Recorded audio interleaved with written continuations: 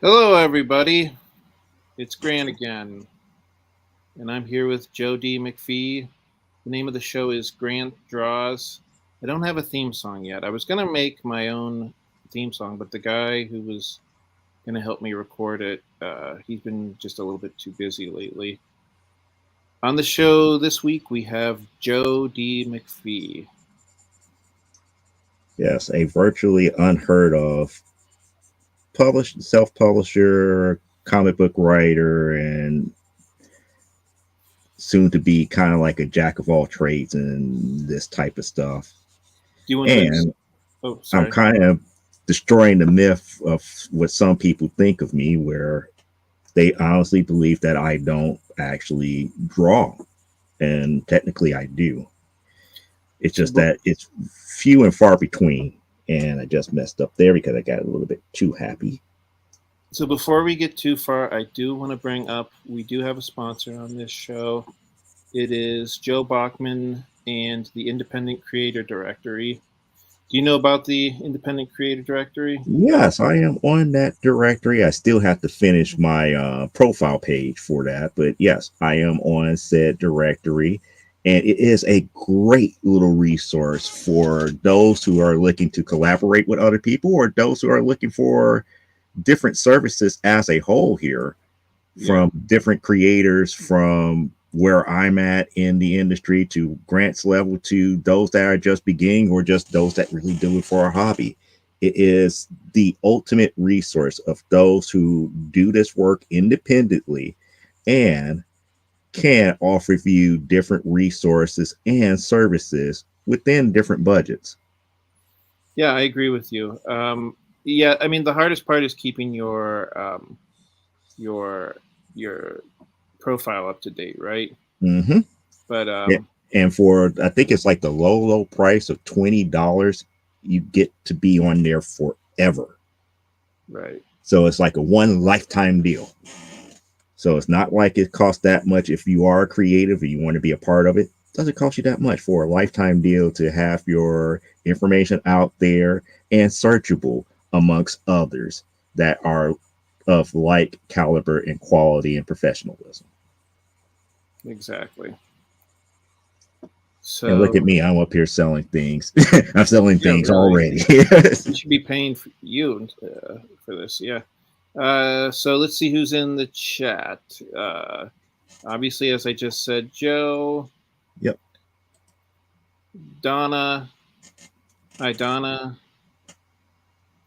and the independent creator directory is the same as Joe Bachman. So hey again, Joe. And apparently Carl just woke up from a nap, which I mean that's pretty Naps are good. good things. Never underestimate a good nap. Very true.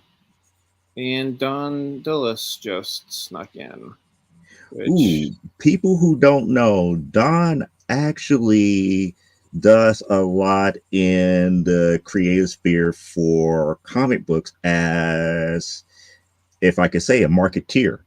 I have seen her several times on the Pops Van Zant network on a lot of the drawing streams, talking to different artists and everything. So she is very well versed in these types of areas.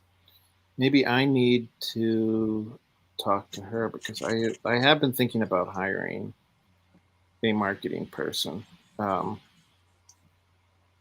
um, and then we have somebody named Jonas. Hi, Jonas. I don't think I know you, but it's nice to virtually meet you, anyways.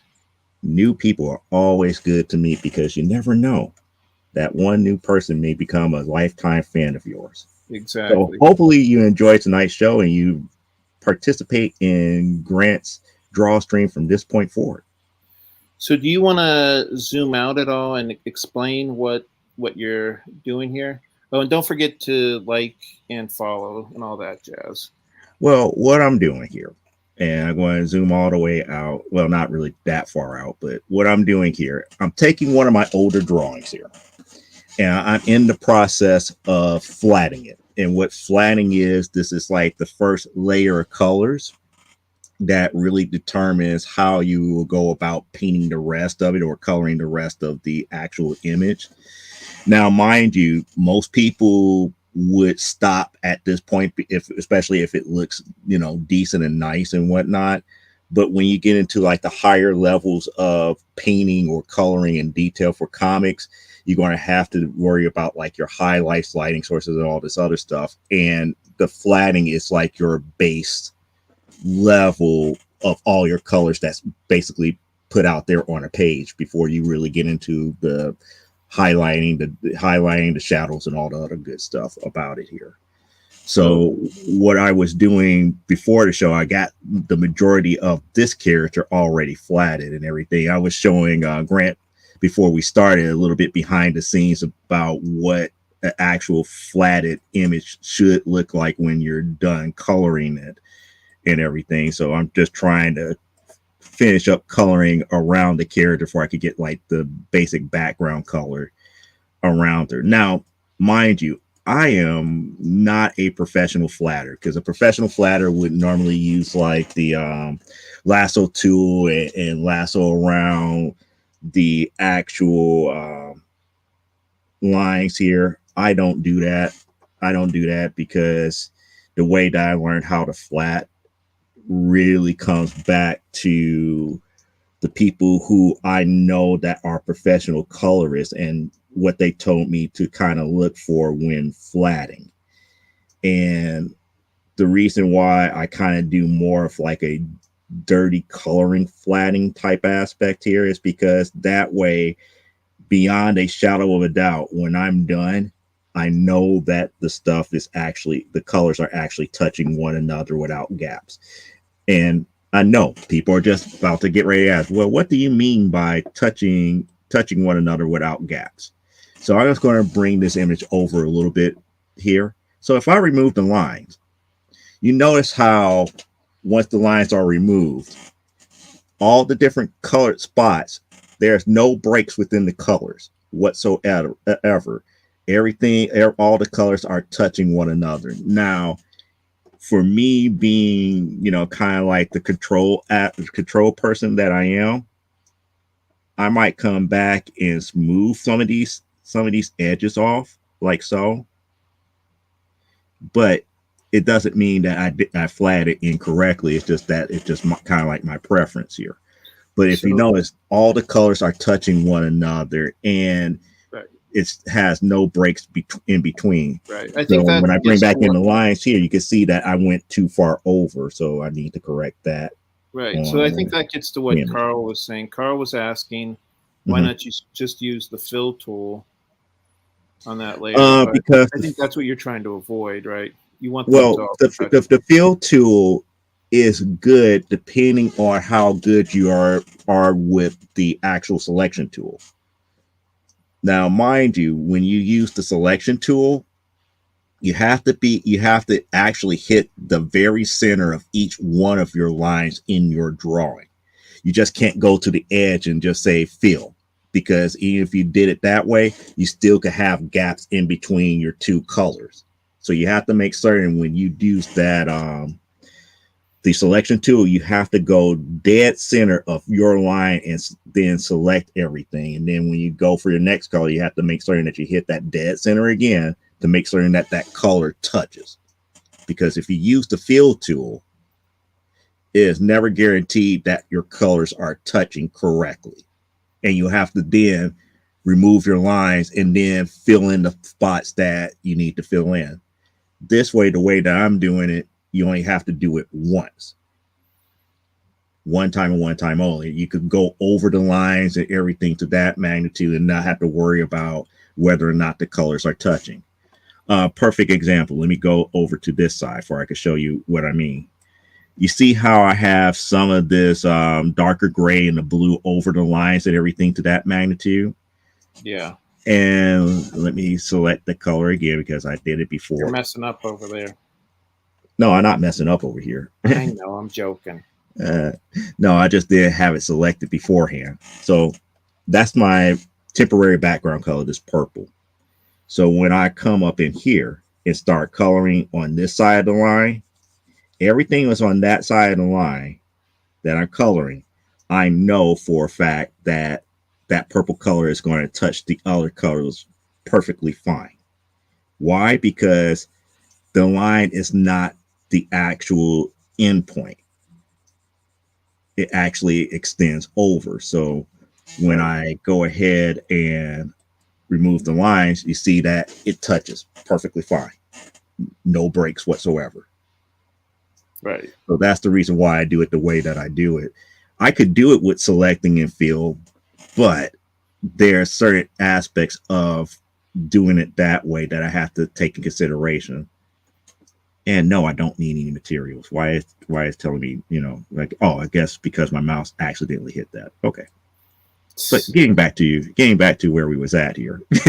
But that's the way that I typically like doing the flatting and whatnot. Do I do this? Do I do everything by myself? Heck no.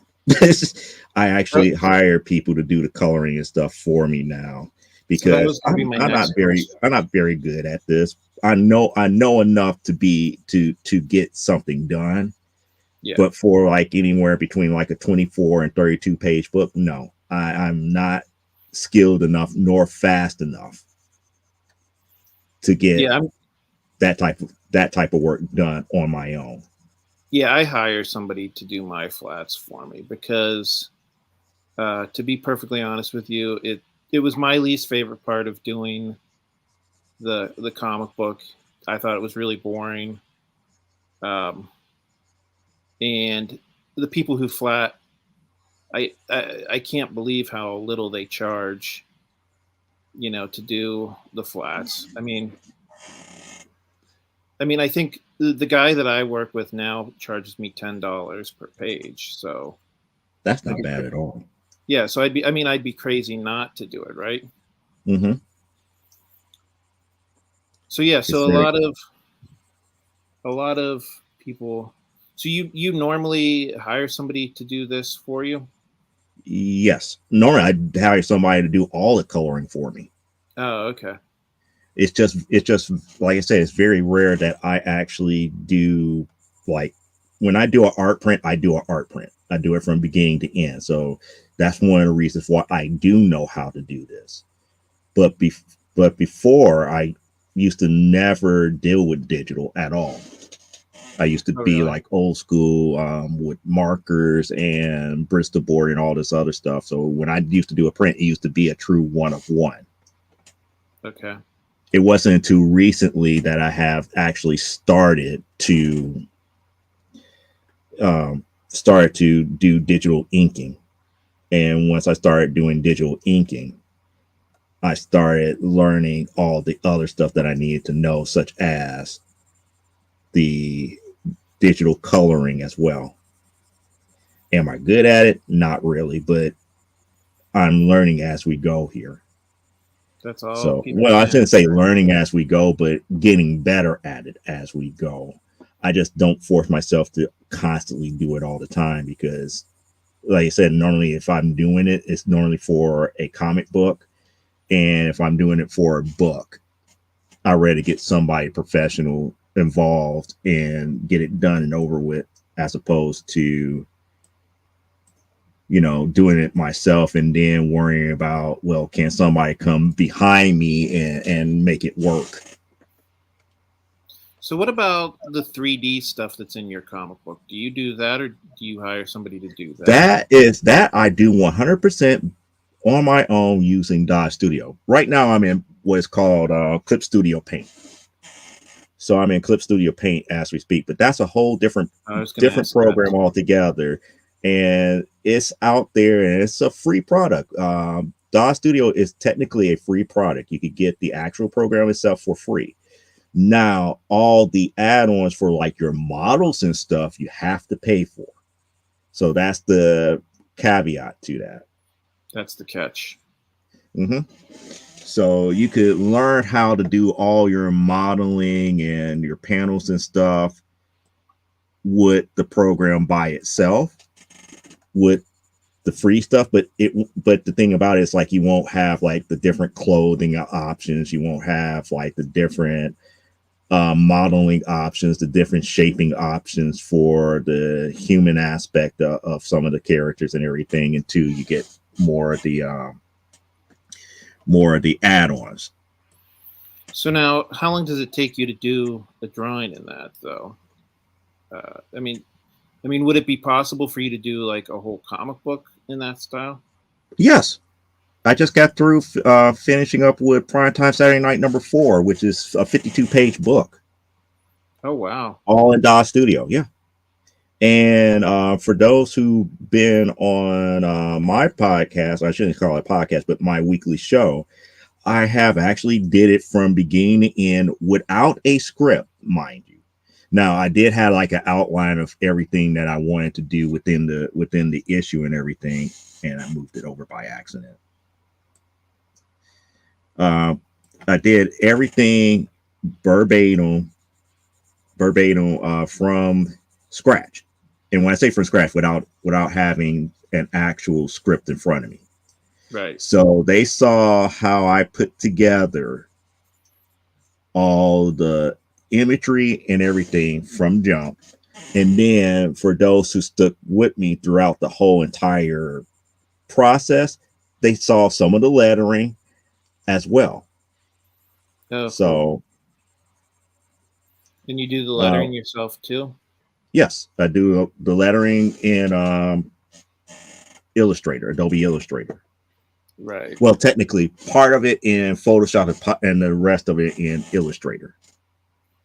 Yeah, that's what I do most of my lettering in too. Wow. Okay. So cool. Uh, so what made you want to get involved in like 3D stuff? Oh, I have always been in 3D since the early days of a program called Poser. Back then, it I remember was Poser. my Yeah. Meta Creations that came up with the original Poser software. And that goes all the way back, I want to say, to like the late 90s, early 2000s. And then from there, it's like I started with Poser 2. And back then, there was not a lot of different options for models. So pretty much you have like the bare basic model, mannequin model, and you have to like literally go out or either hire people to create brand new models for those type of programs, or learn how to model yourself and create brand new stuff. So it's like that was like the very early days of DOS 3D, where they was doing add-ons for that software. By the time we got to like Poser 4, DOS have made such a name for themselves that uh, that Meta Creations eventually got bought out by Smith Micro, and Smith Micro decided to hire people to do more modeling outside of what DOS was offering. And they pretty much had like a rivalry. So by the time we got to Poser 5 and 6, Smith Micro was pretty much had their own platform called Content Paradise. And you could buy their models and everything. And to me, they kind of look a little bit off as opposed to what DOS was doing at the time. So eventually DOS got fed up with it and says, you know what, let's come up with our own modeling platform. So they came out with their free package for doing their model. It started out with DOS version 4. Okay. Now I think it's in version 6 with, well, I forgot what revision of 6, but eventually it got to, there's 2 completing platforms. Poser is still being used.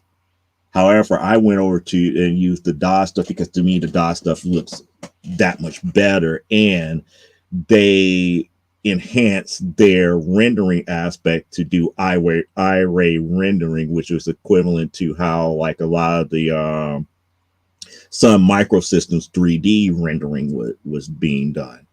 So that's one of the reasons why I did that, because I was looking at how Poser was doing their rendering versus how DOS was constantly improving their rendering aspect of it. And if I could get closer and closer to photorealistic, I'm going to go with that option. And Right. that's why I stuck with DOS over Poser. But yeah, I've been doing that type of stuff for decades. I just haven't done it professionally because one, coming out of college back in the 90s and wanting to get into like the actual gaming industry, and 3D wasn't didn't get to the point that it is today. It just didn't vote well, if I could say it that way, Yeah, for me to like really try to go out there the way that I wanted to. that makes sense. But I'm still slowly but surely doing what I need to do and whatnot to get primetime Saturday night out there the way that it needs to be. Now, there is a different story behind that of why primetime Saturday night is done in DOS Studio as opposed to regular 2D art. And that was from a suggestion from another artist who saw that I was being frustrated with going from artist to artist to artist, who pretty much was trying to take advantage of different situations. It's like, he's like, you're good at 3D modeling. Why can't you do the whole book within DOS? And I sat there, I thought about it. It's like, you know what? You're right. Why can't I do it? So I did it. I didn't think it was going to take off right away because as I was doing it, the models and stuff were getting better and better and better. So it's like from like issue 1 to issue 2 to issue 3, start to see the quality change for the better. By the time we got to issue 0, it's a night and day difference between 0 and issue 1. And now we're about to get ready to release issue 4, and you're going to see the same level of quality from issue 0 to 4. And that's what we're going to try to stick with or get better as we go along. So I guess the question is, so why were you reluctant to try doing this in 3D at first? It becomes overly expensive. Plus, people have a hard time following designs from other people. Everybody wants to, make small but subtle changes or design things in such a way that it cannot be reproducible by anybody else. So it was more for the consistency aspect of it. Oh, okay. So do you think that, like, why do you think that more comic book artists don't do like 3D comic books? Because you really want the answer to that question, it's going to shock you. Okay, yeah. The reason being is that most readers do not take to it very well. Okay. And that was a hard lesson to learn because of pitching the book to comic book stores. And you go to different comic book stores, and I know a few that all they do is do sales for actual independent comics. And one of the first things that they said is like, well, most of our readers won't like the actual graphics that's being used here because it's 3D. Everybody is so used to the 2D aspect of it. And it says not because of the story, it was just, that's what their clientele looks for more so than anything else. And I was like, that's kind of strange, but also understandable all at the same time. I mean, comic book creators can be hard-headed sometimes. Yeah. But it's not about creatives. At this point, it's more about the reader. If the readership doesn't take to it, or their clientele doesn't take to it, it becomes a harder sell. It doesn't necessarily mean that it doesn't have a place. It just means that in certain venues, it would not go over well. Perfect example. My very first time at New York Comic Con, and I'm sitting up here thinking, it's like, okay, I have a primetime Saturday night Comic Con exclusive and whatnot. But yet, what was the book that sold out by Saturday? Because I wasn't thinking to have as many books, or I didn't think the book would have sold as well as it did. Amazonia sold out because the clientele there fell in love with the aspect of the story. People were interested in the 3D graphics, and they saw it and it was like, oh, that's interesting. But story wise and what they're accustomed to, they went ahead and purchased Amazonia over it. Now, I have been to other shows where it's been the complete opposite. It really depends on what the reader flocks to more Yeah, so I than mean, anything else. I was going to say, if nothing else, the 3D is definitely distinct. It gets your attention. Exactly. I mean, you'd be surprised of how many times people walk by just to look at the display. Yeah. Like, for example, the display that I have for Amazonia has a graphic done by Teresa. I always mess up her last name, Mazzara. Okay. She's based out of around Spain and Italy. She's around that area, a part of the globe.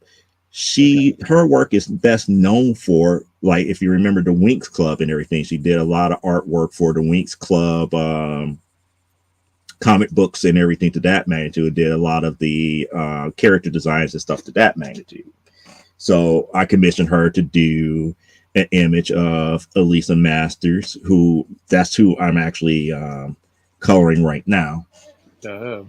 And that was the one image that I used for actual shows. And people would come by and they would stare, and they would stare and gawk and all this other stuff, because the way that she is built and whatnot. And it's like people like that image, just like how people love the different, if I could say, body types that are being displayed in the imagery that we show with Primetime Saturday Night. We don't have one stereotypical model aspect for Primetime Saturday Night. You have heavy set women, you got thin women, you got ultra tall women, you got different body types across the board. And people would ask about different particular characters based upon their body type. And I find that even more interesting, because that gets it more into the psychology of character building and relatability. Right. And that, to me, gets into like those really scary arguments with readers and people who come by your table, because sometimes people don't like looking at themselves in the mirror.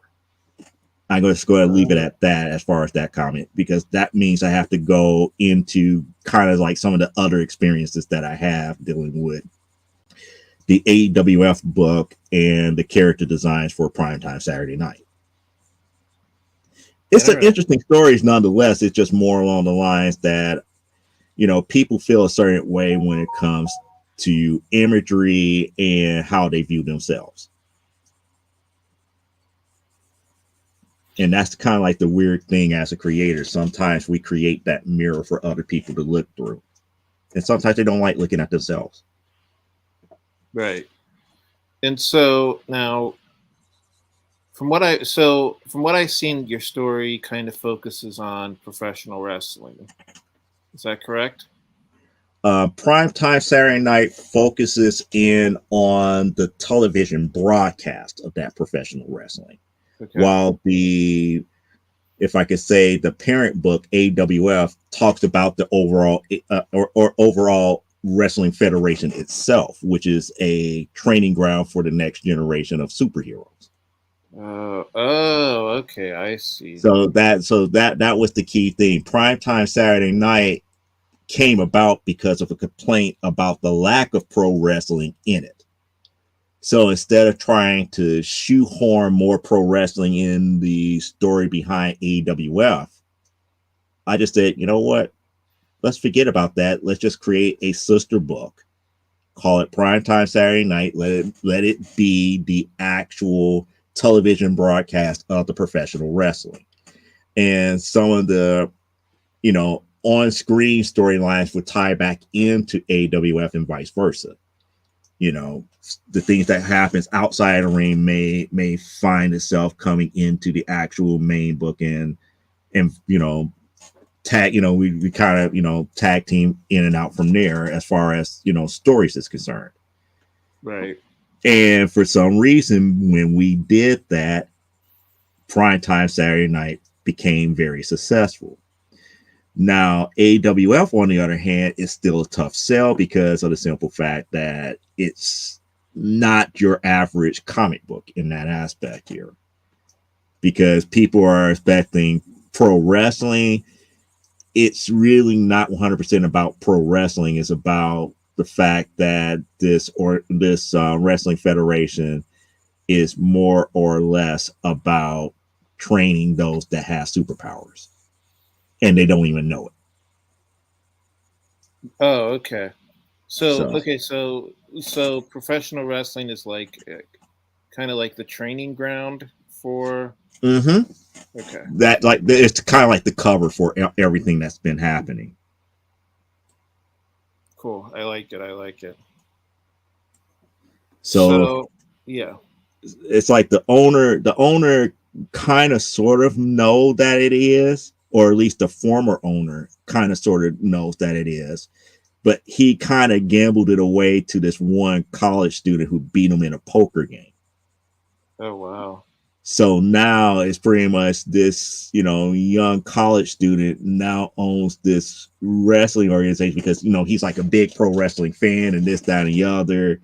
He's kind of geeking out about this. And Right. then the former owner, who's still there as the general manager, is kind of like, well, kid, you don't know what you're in for as of right now. Let me stick around to kind of help you. And he's kind of breaking him into the aspect that, yeah, these ladies over here, they're more than a handful in more ways than one.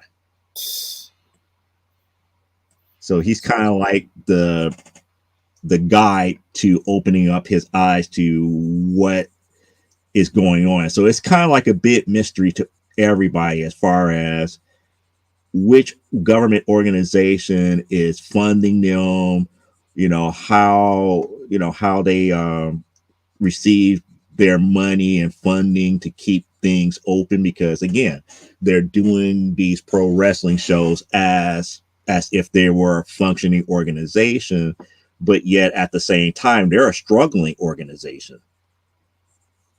And Oh. now, since more the way that everything is going on with AWF, they're slowly getting more and more superpowered women coming to this wrestling organization here, and their popularity is about to get ready to boom. But yet, how do you keep everything up under wraps without knowing what full extent of what they can do? Right. So it's a lot more into it, but that's kind of like the behind the scenes type stuff that we really, some of it has been covered, but a great majority of it story wise has not. Like the aspect of when they actually go on different missions as opposed to just wrestle and all the other good stuff. So they kind of what's the word, moonlight as superheroes? Is that it? It's not even Moonlight. The the plot, if without ruining it completely for some people, the plot device for the actual missions is comes in through the aspect of the manila envelope found in a lock in your locker. So Okay. the manila envelope, if one is found in your locker, pretty much gives you an idea of what's going to transpire. So it's like, let's just say that let's say that they're leaving Old Orchard Gym, which is like their main headquarters, and they're doing a show in New York. So they get to where they're at in New York, they get to the venue and everything. And one of the wrestlers happened to find a manila envelope in their locker. The manila envelope, as they open it up, would tell them oh, you won't be wrestling tonight, but you will be going over here for a quote unquote engagement to meet up with such and such, such and such. Upon getting there, you would end up talking to X, Y, and Z, and they will fill you in on what you need to do, which Okay. technically starts a mission for them, but they don't realize that they're on a mission. Okay, I see. So, like So I said, they don't know that, and that's the other thing. All the wrestlers that's a part of this wrestling organization, truly, except for a handful of them, only a handful, know that they actually have powers. oh, cool. Okay, so So that's a cool they concept. think that I they're like it. regular everyday people, or somebody, or just somebody who just like freakishly strong, or I just had this unique talent that just can't be explained type deal. So I've been busy working and I haven't been checking the chat. Let's see what's going Mhm. on. My wife Angie came on to say hi. Hi, Angie. Hello. Um, so something that Carl said. Carl said the learning curve on the 3D drawing seems really high. Would you agree with that? Mm, well, what I would say is this: the learning curve for the 3D is learning the program itself. Once you understand how the program operates, doing the images and stuff for comics or illustration becomes easy. Okay. I mean, the hardest thing that I had to learn was really trying to understand lighting and all this other stuff within the rendering process. But as far as learning how to animate within that program, learning how to bring models up in it, learning how to manipulate those models and get them in such a way where I can have something that is unique. Once you understand the bare basics of that, it becomes easy to do what you need to do. The hardest thing here is just finding the proper resources across the board to do what you want to do. It's like, for example, if you wanted to do like a sci-fi comic, you have to find like the proper uniforms, the proper vehicles, and stuff to that magnitude that fits within what you're trying to do story wise. That's the only hard part outside of learning the program itself. I'm not certain if that 100% answer your question, Carl, but if you have more like that, shoot them my way. I go ahead and answer them right now. I mean, if need be, I would be tempted to change programs for I could show you guys the difference. But Well, my understanding is that this was more or less of a drawing show, so that's why I'm coloring and drawing now. well, we could do either one. I don't know. So, I mean, I we're mean, what probably does only the going to audience do. want? If the audience want me to change up, I could go ahead and change up. That's not a problem.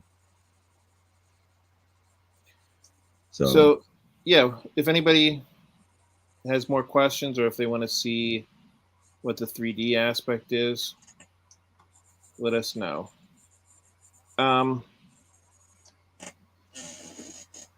so, I guess what I was going to ask you was so, from looking at this pinup, it looks like the sex appeal is a pretty big part of your comic book. Would you say that that's fair to say? that is not a fair statement. Okay. And the reason why I say that is, yeah, there are some pieces, there's some pinups that goes for sex appeal, and there's others that I do that does not. Okay. It really depends upon the occasion here. There's certain audience that wants the more sex appeal aspect of this character, Okay. which to me it takes away from it, especially from the point of view that I take with this character, because she's like one of my babies, if I could say that. I kind of raised this character from the ground up, design wise. And the Yeah. reason why I call her one of, really like one of my babies in that aspect here is that the design of her really wasn't mean to be a sexy character. Again, due to her stature by itself, it's like, yeah, not too many people are going to find somebody that's 18 foot tall sexy unless you put them in a compromising position to be in that aspect. It's like they would be more intimidated more so than anything else. But some of the, if I could say the if I could say risque or sexier aspects, it's kind of making her more human than anything else, where she can be compromised and still kind of like still have like a smile on her face because of circumstances, as opposed to, oh, we're trying to do something sexy or anything to that magnitude. If you It get my drift. yeah, it's funny because I mean the way you described it is almost the way I feel almost completely because people I mean like I've talked before like marketing people have tried to get me to like sexualize some of my characters and yeah, it feels like these are my babies, I don't want to put them in that position, you know what I mean? Mm-hmm. It's yeah, it's weird thinking about it like that. Um And yeah, I understand it's a kind of like a time and place for all of that as a whole, but if it was left up to my devices, no, this is not a character that is, her persona by far is nothing to the point of where it's supposed to be sexualized. yeah, I don't know. And yeah, it's funny. I mean, I personally I'm not necessarily into the comics with a lot of TNA in them. And so but I do know that there is a market for that. So, yeah, I guess you can eat every creator needs to sit down and decide, you know, do what they feel comfortable as far as sexualizing their characters, right? Well, the thing here is this, and if we're going to talk about sexualization, I'm going to put it out there, and I know some people may not like what I'm about to get ready to say, and other people probably will. We don't control sexualization as creators. We truly don't. Why? Because what one person thinks is sexy, another person may think it's I know. commonplace. And everybody up here talking about, oh yeah, this character being in this pose, you sexualizing it. It's like, says who? Or by putting this character in a bikini, you're sexualizing it, but they're on a beach. How is there sexy if they're dressing appropriately? You Right. know, the perfect example that I always put out there to people when they want to talk about sexualization is, how come you can have somebody that's in that, like a woman who is in a baggy sweatsuit with no makeup, hair is not done and everything, and yet she still will be sexy? Right. Why? Because sexiness comes from the individual. It's like the whole thing about beauty is in the eye of the beholder. What we consider sexy is left up to the person who is looking at the image. Yeah, It fair doesn't, enough. it doesn't make, a woman standing there completely naked would not necessarily mean that she's being sexy. I mean, it depends on the context, I guess. I mean, Again, we don't control the context. yeah. That's the real problem with all of this. We don't control any of that. What we try to do is we try to put likable imagery out there, and other people put the definition of whether or not it's sexy on it. Couple of examples. Milo Manera, he Yeah, did a Spider Woman cover, and people flipped their lid they did. over it. Be talking about it's over sexualized. The only thing that he did was put Jessica Drew in a same type of pose that Peter Parker would have been in. But because her rear end was pointed upward over the side of a building, people looked at it. It's like, oh no, that's too sexy. Why did you have somebody who has been known to be doing these type of sexy type pictures more risque? I mean, when we talk about sexy, we talking about how people would say that they're almost downright pornographic doing covers for Marvel Comics, but yet he did nothing different than what would have been done with Peter Parker. Yeah. Another example, Frank Cho.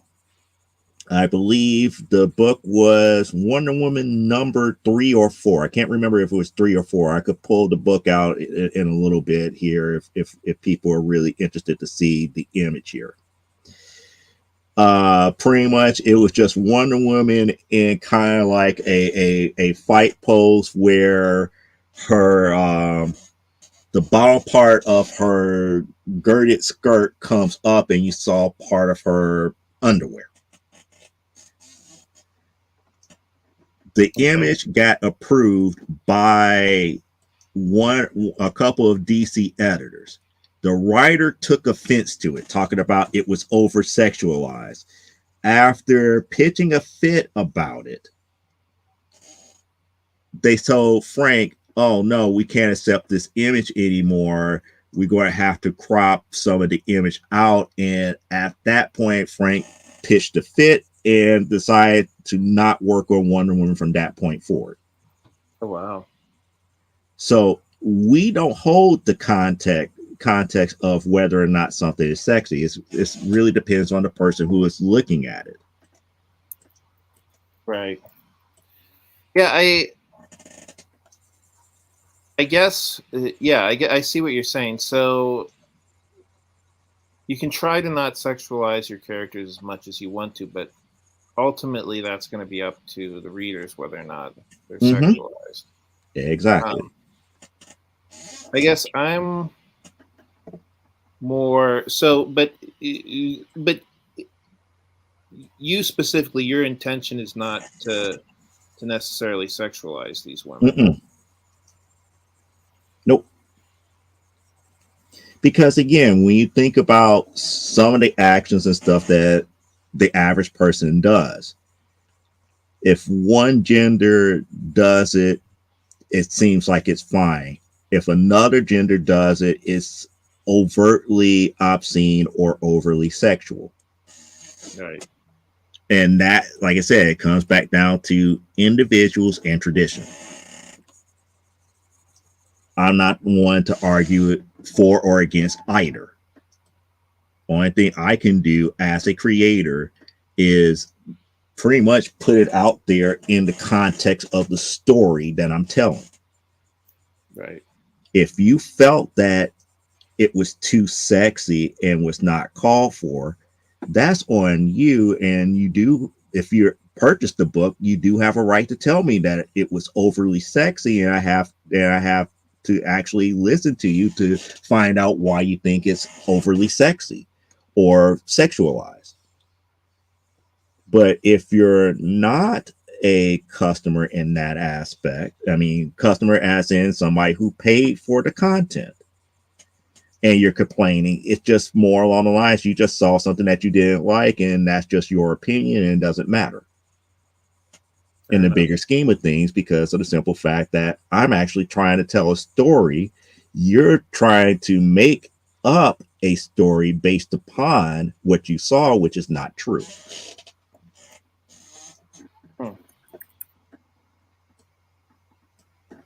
So yeah, I see what you're saying.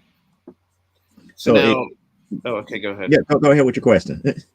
Well, I was going to ask how far along you are on the story, and like how many issues are you in, and is this like a finite story, or do you have more ideas? For which title are we talking about? Primetime Saturday Night? We're talking about Amazonia, or are we talking about AWF? And any of the three, I guess. Well, I'm about to get ready to start the actual pencils for issue number 8 of Amazonia. So we're already 8 issues into it. It is a ongoing series, and with Amazonia, we're almost at the end of the first story arc, which pretty much introduced pretty much like the base character. It's like we introduced how Elisa really is, and the fact that she doesn't know about her mother's side of her family as much as we thought that she did, and why she finally coming back home for some type of reconciliation for almost being accused of murder back in her high school days. Oh, okay. So again, it's kind of like one of those things. It's like, hey, you were born a certain way. You was always taller than everybody else, stronger than everybody else, and everything. But yet, you was kind of like this wallflowerish type science geek Okay. that most people just kind of made fun of and whatnot.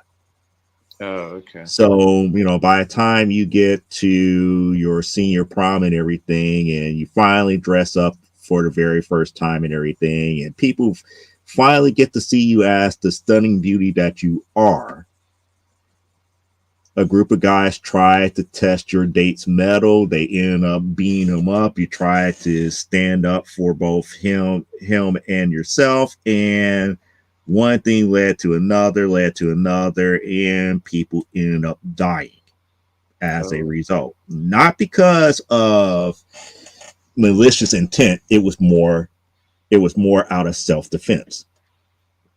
But because of her stature at that time being, a little bit over 9 foot tall at that point, and the fact that, this was like the very first time that she really kind of like let loose due to her anger about the situation that was at hand. The townspeople felt a certain way and everything to that magnitude, but yet at the ninth hour, they kind of found a happy medium to kind of center into this one government program where she gets to adapt to her powers, to understand more about her powers, and to get a better handle of, her emotional outbursts, because that's what it pretty much is. Right. So, it's like issue number 1 pretty much starts off 7 years after that incident. So she finally coming back home. She served like a good, 5 years with this one superhero hero group and everything. And she's, want to retire from the superhero life, period. And that's something that she really didn't enjoy it, but she understood why she had to do it. Right. So she finally coming back home to her hometown, kind of looking for like reconciliation, that's like, I just wanted to live a normal life. But because she got even taller, heavier, and stronger since she last was home in her hometown, it's kind of like one of those things. It's like, can she hold her identities secret? No way possible. Right. But in coming back home, there was other mysteries abound here dealing. I'm not answering phone calls here because that is just rude. So let me just turn that completely off. As I was saying here, there's other mysteries about dealing with the town, especially dealing with the one business mogul that pretty much has his hands in everything in the mythical city of Angel Falls, Iowa. Yes, it is mythical. There's no such thing as Angel Falls, Iowa. If there is, I am so sorry. That is by coincidence. But yeah. So this one business mogul pretty much has this one city in his midst as far as anything that goes on into the city and everything that is underhanded and crooked, he knows about, he controls it. That's what he does. Right. So when he finds out that she's back, he concocts a plan to kind of try to steal her DNA for he could exploit it into weaponry for Well, his that sounds purposes. that sounds like a whole complete, uh, like a whole nother title. You could spin that off. Well, that's just the first story arc Okay. with her coming back. And it turns out the business mogul was the main guy that kind of set things in motion during her high school prom. But she doesn't know as of yet. He was there. He was there. He was like a so-called college, quote unquote, college student that one of her high school enemies was dating at the time. Oh, okay. So that's the reason why, this was the first story arc. But, not to give any much more away beyond that, because I want you guys to really read the series, because I am really bastardizing what actually happens. There's a lot more that actually happens in that particular series. But, long story short, where we're at right now is that, let's just say, we have a new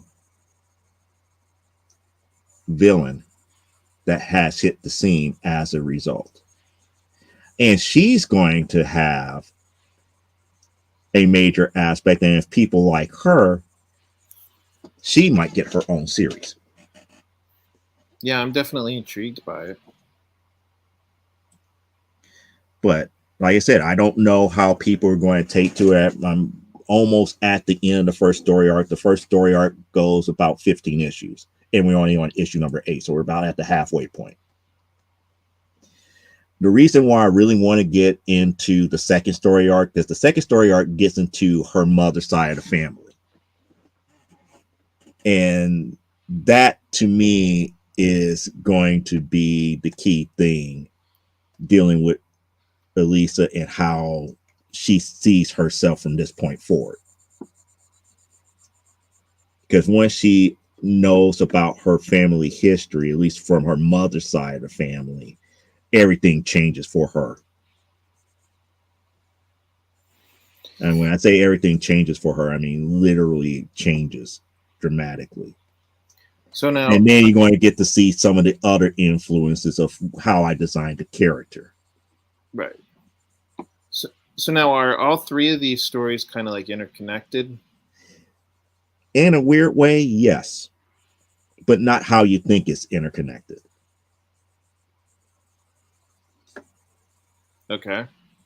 And I guess you was hoping for me to tell you how they interconnected. No, I'm not going to reveal it just yet, because again, I made mention to certain things amongst the 3 books.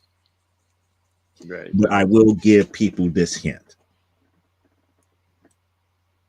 According to AWF, the Wrestling Federation itself changed when a certain individual joined temporarily to do some wrestling for them. That so-called individual had powers, and this one agency was, kind of like paying the salary for that individual to be there, Okay. just to see how well that said individual can do. That legend happens to be a character well, I shouldn't say was, is a part of the Amazonia mythos. So the agency that plays into a factor here really didn't start off as an agency to train superhuman individuals. It was more or less a organization that was there as a liaison for foreign dignitaries, and I end at that. Okay, so when you start looking back at your Amazonia books and the primetime Saturday nights and AWF issues, that's something to think about. Which character you think had diplomatic ties in that aspect, where they could be the quote unquote legendary individual that turned the Allied Wrestling Federation into the Amazon Wrestling Federation forever. Something to think about. yeah, I know the answer to that question. I'm just right, not going to tell people. exactly. I mean, obviously that's the whole point, right? You want people to read the comic book, right? But it won't be brought up. It won't be brought up in that aspect here. It won't be brought up in that aspect unless I decide to do the crossover event that some people want me to do to explain who is that person. Okay. And the So, only reason I say it that way is because in issue 3 of AWF, it was kind of hinted that Rita was said individual, and Rita was like, no, I'm not that person. uh, I'm not that person. She has wrestled said individual, but that wasn't the person who started everything. so your story has a lot of mysteries to it, basically. Right. I mean, it's kind of like a journey. I'm taking people on a journey, so it's not going to be like a straightforward type, point A to point B to point C to point D, because again, not everything is a linear path through, this journey of life. Never, a lot of times everything is not a straight, point A to point B in life. Sometimes, like, you join the military, but your most of your adventures doesn't take place until after you get out, when you're on your own. Type deal. So I'm taking that type of aspect to the stories that I'm telling. And I mean, does this have like an end to it in sight, or are you just going to keep on coming up with ideas? Well, I will say this for AWF and primetime Saturday night. Wrestlers are going to come and go. So it's going to be an ongoing series. So you're going to see some wrestlers leave and never come back. You're going to see some wrestlers that stay throughout the full entire series. Is there truly an end of it? It really depends on how I feel about the so-called agency that controls them. If something happens to that agency, yes, all that stuff goes away. Everything that's going on with the AWF Federate, the Amazon Wrestling Federation, goes away. Just that simple, because that one organization pretty much funds everything. So without the Wrestling Federation being overly popular and becoming kind of like a multi-billion-dollar franchise all of a sudden, that one organization is pretty much keeping them afloat. Now, who's to say that I might write a story where that might happen, where the organization itself, the AWF, could stand on its own? I don't see it, only because of the fact that the new owner, who is a college student, has no real clue about finances and everything, and B, the former owner is too much of a gambler to not mess with the finances or not gamble away everything, if you get my drift. Right. So the organization itself will always have that looming over it. Okay. So now, did you want to backstage? We were having like kind of a conversation Mhm. about conventions, and I need to stop doing this. Having like really interesting conversations backstage before the show. But so do you have any more conventions planned for this convention season? No, I have done my one and only show at C2E2 this year. Oh, okay. So you Reason being is that over the pandemic, with the way that people relied on crowdfunding and everything, I saw a different opportunity. I saw an opportunity to start getting books and stuff produced in a quicker fashion. Therefore, when I go to shows, I always have new product.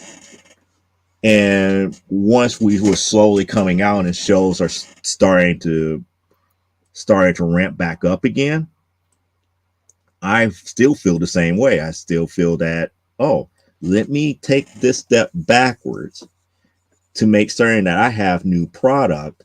That way, if I do decide to go to a show, I don't have to always show the same books. I always have something brand new each and every show that I go to.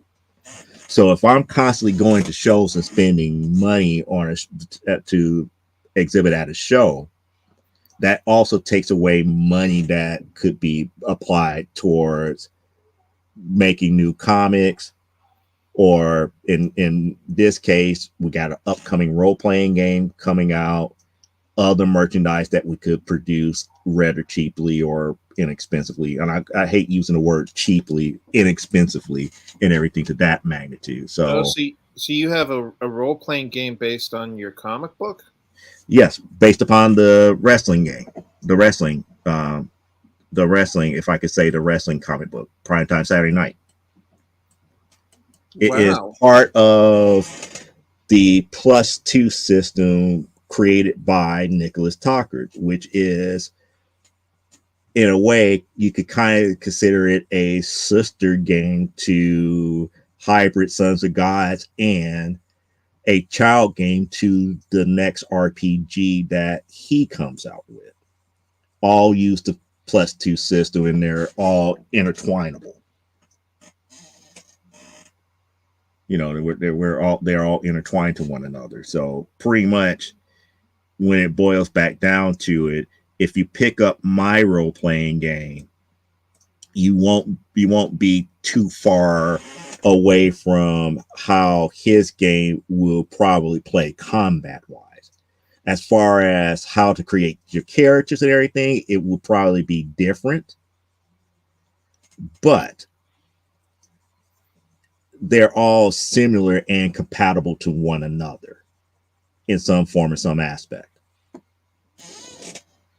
So I thought it was a great deal when I kind of approached Nick about this as a whole. And it just seemed that everything worked out between myself and him, and myself and Luke Stone, because he was also working on the Hybrids role playing game when I was approaching him about it. That's right. Yeah, I remember that. So okay, so Nick kind of developed a system by which you can kind of just like insert your own characters. No, it really wasn't like insert your own characters. He came up with a combat system Right. that made it compatible to how you want to really design your characters and the overall arcing aspect of your game. In my case, it worked perfectly well for what he was doing for his own game with Hybrid Sons of Gods, and with what I'm trying to do with the in ring, out of ring aspect of AWF. Right. Okay, I think that's what I was trying to say, but Mhm. you said it better. But the thing about it is, like, the characters' powers and stuff that you have in in hybrid Sons of Gods do not appear within the primetime Saturday night role playing game. We have a completely different power sets, but those power sets would be compatible based upon this system. You just have to have my core rule book at the same time that you're playing like Luke's game. Or if you was playing Nick's game, you would have to have my core rule book on hand just to see how the powers break down up under that base 2 system. So pretty much the way that it was set up to be is that you could take, let's say, for example, like one of my characters from Primetime Saturday Night, you could take like either Slamazon or Juggernaut or Madam Majestic or Maxi Muscle I love the name. out of that role playing game and plug it into Nick's role playing game, and you can have one of Nick's character fight Maxi Muscle without any problems because the system made it such where Maxi Muscle's power set would be compatible in some form or some aspect to whatever whatever +2 role playing game that you're using at the time. I'm going to tell you right now, my favorite character is by far Jugs or Not. The if I could say the if I could say it, the so-called 13-year-old luchadora that had to flee her country because of a special serum that's inside of her. Again, we haven't got that far in AWF as of yet, but that what makes her as powerful as she is. Her family, who are aristocrats in this one Latin country, came up with this one serum for athletes that enhances all of their abilities from endurance, strength, and agility. Right. Unfortunately, it was sought after by the cartel for they could have like super soldiers and everything. And in a last ditch effort by the cartel, they tried to raid Rita's family compound. And in order to keep it from the cartel, her father, at the last second, injected her with it at the age of 6. So she has the pretty much the only remaining aspect of that serum of that serum in her bloodstream. Okay. Now that also explains her physique as well, which a lot of people up here is like, well, you should have designed her with such big breasts and this, that, and the other. This, other. It's like, no, read her bio. And again, I haven't released her bio in its full form here, but because of that serum that's inside of her, it made her body hyper muscular. So the only body fat that she has would have been only in her chest, because she can't have fat anywhere else in her body. And because her breasts are made up of fatty tissue, good fatty tissues, her good fat content will always go there. I see. Okay. So People don't understand wouldn't understand the biological aspect that I took there, understanding body mass index. There's only certain areas of the body that fat will automatically form, whether it be the very top of the very top of the belly, very bottom of the belly, or the actual chest itself. Most likely in women, her breast area. okay. So they up here is like, well, you shouldn't have made her that big. It's like she shouldn't be that big. This, that, and the other. It's like there's a reason why she is designed the way that she is, but Nobody wants to listen to that. That goes back to the question that you had earlier about the sexualization. Was Juggernaut created to be a sexualized wrestler? No, because she's 5'2" and she weighs close to like 250 pounds. She's like literally 250 pounds worth of muscle. She's one of the few people of her stature that actually wrestle in the heavyweight division because of her build. Okay. So, without me telling people that constantly over and over and over again, people do look at her imagery and think that's like, oh, she's just a sexualized character. It's like the creator just like big boob women and this, that, and the other. I was like, no, this was fully thought out and it was fully fleshed out. The thing about it is that we haven't completely told her complete story as well as Senorita Maria, because their stories are intertwined with one another. So you'll get to that. Yes, I will eventually get to that in the series. But right now, they both are in a wrestling factor that in English that breaks down that they're a part of the legendary queens of Lucha Libre. Oh, cool. cool. I forgot the actual Spanish words that I use for the faction itself, but that's what it breaks down into. So it's Juggernaut, Senorita Maria, and Slamazon that makes up that faction. Right. So coming into issue number 4, Senorita Maria and Slamazon are both champions of the AWF Federation as of right now. Slamazon is the AWF champion. Senorita Maria is the Intercontinental champion at this point. And Juggernaut is finally cleared from medical waivers before she could wrestle again. Oh, so cool. Now they're really operating in full fashion again. So, that's, pretty much when you come up with universes like this, you have to think more in depth and more deeply than, oh, I just got a cool character or I just got this cool idea. You have to constantly think everything completely out in the long run here. And I'm sorry if I was talking your ear off. Is there any other questions that people may have or whatnot? Well, we try to keep this a little over an hour.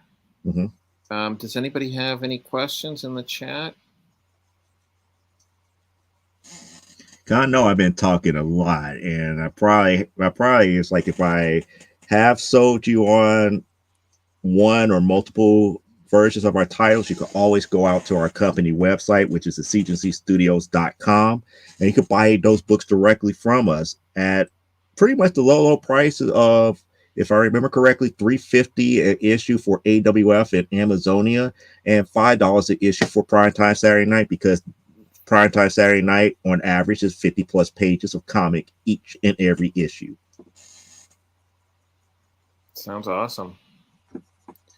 So do you want to tell everybody where they can find you on social media? Sure. I have a link. Oh, I didn't put that in the thing here. I have a link tree. And you could go out to linktr.ee/Silbolt. That is SIL, V as in Victor, B as in Baker, OLT. That will have all my social media links. That will include the company website, the Facebook's pages, my own Facebook wall, DeviantArt accounts, where we have our books on Comixology, Newgrounds, the DeviantArt website, the Global Comics website where you could buy our comic books digitally, where we're out on LinkedIn, where we're out on Twitter, Tumblr, including both our YouTube channel for both the comic book side and the gaming side of things here. So everything is right there in a nice little pretty bowl for everybody to go out there and track me down if they got questions, if they got comments, or your best bet is, if you can remember, every Saturday evening at 9 p.m. Central, I'm normally out here on YouTube up under the From the Desk of a Small Press, From the Desk of a Small Press, uh, for a Small Press Publisher channel out here on Right. YouTube every Saturday at 9 p.m. Central Standard Time, 10 p.m. Eastern. What we've been doing as of late, I've been doing stuff like I've been doing here. We've been working on comic stuff. I've been talking about different things within geek culture, especially within comics and movies.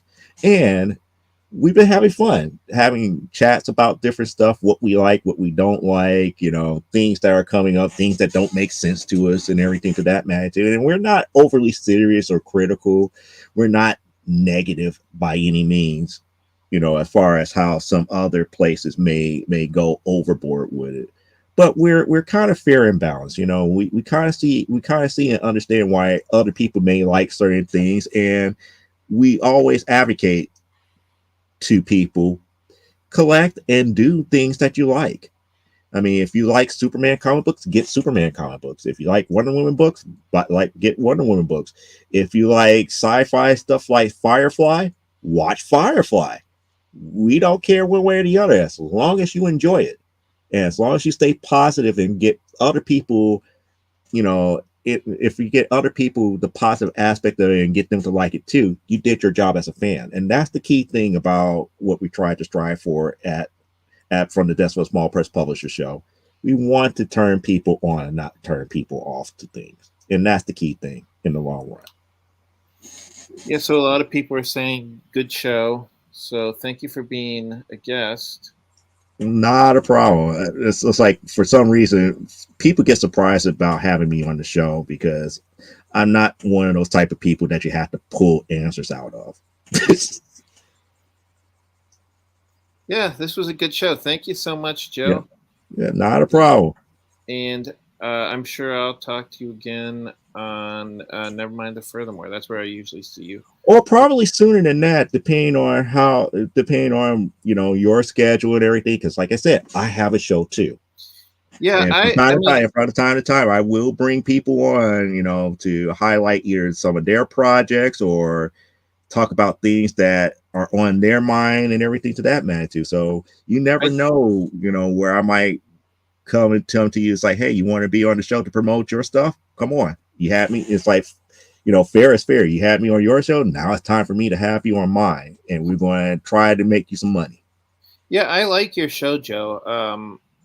The only reason why I don't generally watch it as much as I should is just because I'm usually busy on Saturdays. And Um, that's what the reruns are for. yeah, exactly. I don't do it. I don't do the live stream and be like, oh, everybody has to watch it live. I do it, to put the word out there.